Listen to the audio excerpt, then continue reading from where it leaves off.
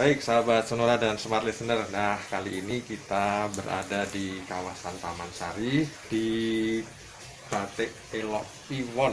Nah, ini keren banget karena Raja dan Ratu Belanda juga hadir di sini dan juga terpesona dengan karyanya Lek Iwon ini, atau nama aslinya Mas Iwan Setiawan. Kita akan berbincang-bincang dengan Mas Iwan Setiawan selaku pemilik ataupun penggagas dari Batik Lek Iwon.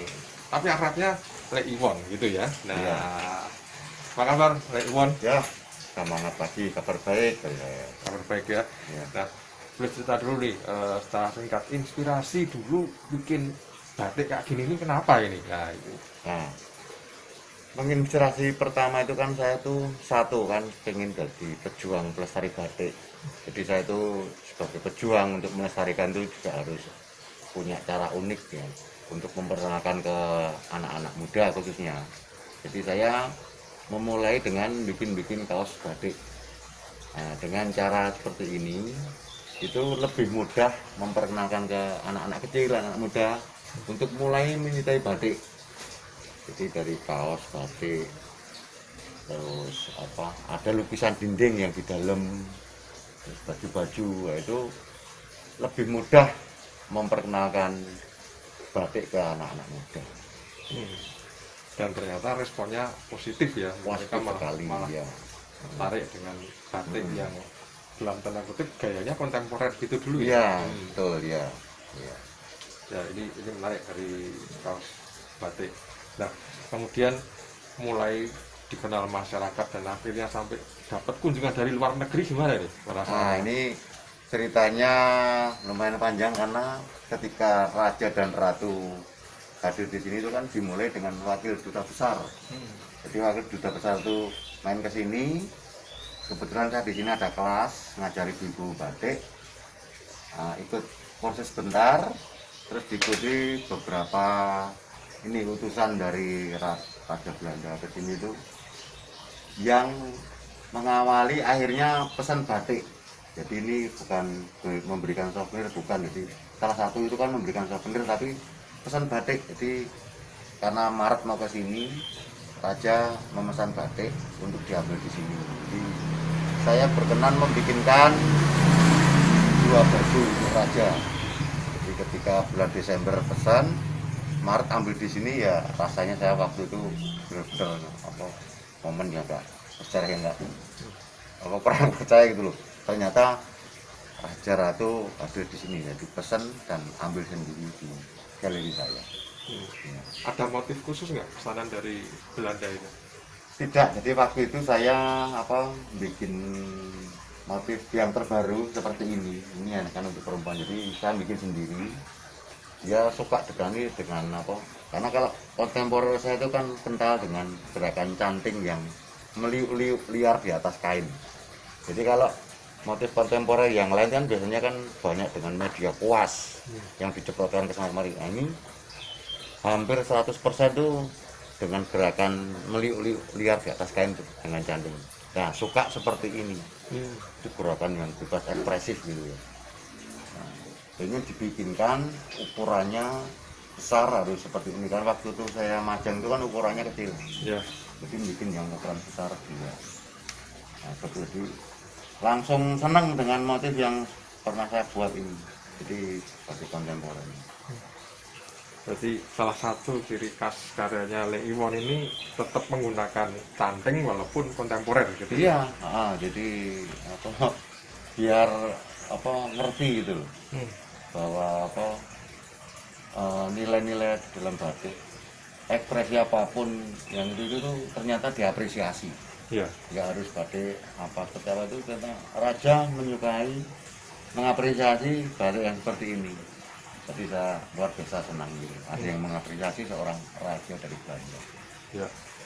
Nah, Lek Iwon, ini kalau masyarakat ataupun wisatawan ingin belanja lah, mungkin ada range harga kira-kira berapa sih? Nah, mungkin kaos atau Ya, jadi saya juga memberlakukan untuk tamu-tamu itu, jadi saya nggak matok harga tinggi. Ketika Raja pesan pun saya juga nggak nutuk ya. Istilahnya saya nggak nutuk karena tetap memberi harga wajar. Jadi saya tuh pengen semua itu bisa menikmati karya-karya batik saya. Jadi saya nggak matok tinggi. Untuk kaos saya ini semua berkualitas ya, bahannya juga katun bambu. Ini juga bahannya dari kain Krishna yang bagus. Jadi kalau kaos itu berkisar antara 150 sampai 300 ribu. Kalau yang kain-kain batik itu dari 400, maksimalnya 800 ribu. Seperti itu. Jadi terjangkau ya untuk masyarakat. Ya, karena kalau di sini kan harga sablon kan sudah 175. Iya. Nah ini kan naik dikit 200 kan, ini sebuah karya seni saya kan mau menurunkan harga itu supaya bisa dinikmati para tamu ya. Jadi saya juga nggak jual tinggi. Dan ini juga ya karya tangan sendiri. Ya. Ya. Selain motif kontemporer, ciri khas dari batiknya Liwon ini apa? Satwa ya, jadi terutama satwa yang ada di dalam rumah itu. Jadi saya menyukai motif-motif satwa itu, satwa burung, satwa apa aja gitu. Sebelum ini kan batik lukis dinding yang satwa itu yang ada di dalam rumah. Bagian baru saya batik, jadi belum sempat karena saya masa pandemi ini saya alihkan ke fashion dulu. Jadi sepertinya Kak yang jalan ke fashion ya, ke kaos gitu. Harganya bagus. Jadi tetap lukisan pun juga tetap, kemarin sebelum pandemi jalan juga ya? Ya, jadi tapi saya merambah ke fashion yang lebih ada respon. Ketika saya tawarkan di media sosial itu lebih ke kaos ya. Jadi kalau yang mau belanja ini apakah ready stock, apa harus PO dulu, apa harus order dulu? Ya, ada yang ready stock yang bikin. Kadang saya juga menerima custom gitu. Custom apa aja itu sering bisa. Banyak dipesan sebuah perusahaan atau PT yang ternama di Indonesia, bahkan di dunia itu, pesan batik untuk seragam perusahaannya. Saya kebutuhan ya, alhamdulillah saya mengoperasi seperti itu. Ya, seragam juga. Selain batik juga melestarikan jamu ya? Ya. Nah, jamu apa saja nih yang ada di batik Elok Liwon ini? Yaitu selain batik saya juga melestarikan jamu. Jadi jamu yang istilahnya familiar di masyarakat. Jadi beras kencur, kunir asem, gula asem, bir petok.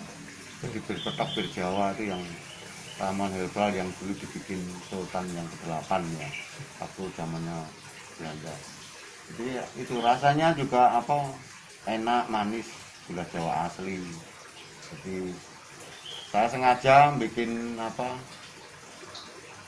foto ya, gambar foto booth yang saya gambar sendiri itu kan bakul jamu yang dikelilingi sebetulnya itu Avenger, jadi tokoh-tokoh Avenger yang tokoh salah satunya Gatot Kaca. Ya. Nah, kenapa Gatot Kaca itu kan identik dengan otot kawat balung besi. Orang yang kuat aja masih butuh jamu gitu kan. Aku saya seperti itu juga ada cara saya mengenalkan anak-anak untuk menyukai jamu seperti itu. Jadi memang saya harus punya ada trik-trik khusus supaya anak-anak juga menyukai jamu. Ya. Yang milenial pun juga bisa nyambung ya, wah jamu ini ternyata bisa untuk semua generasi. Iya, betul. Ternyata waktu belum pandemi itu responnya bagus banget. Waktu belum pandemi itu anak-anak mau nyicipi, mau ini. Jadi akhirnya menyukai jamu. Ya, baik. Nah, ini ada pesan untuk masyarakat Jogja, di luar Jogja ataupun wisatawan, monggo ini. Oh ya, pesan-pesan dari teman-teman yang di Indonesia khususnya, mari kita melestarikan baik batik maupun jamu yang merupakan warisan budaya. Jadi kita harus ikut mengapresiasi ataupun melestarikan. Kalau bukan kita siapa lagi, gitu aja. Terima kasih Mas Ya. Iwan sudah Sama-sama, selalu Mas. ya.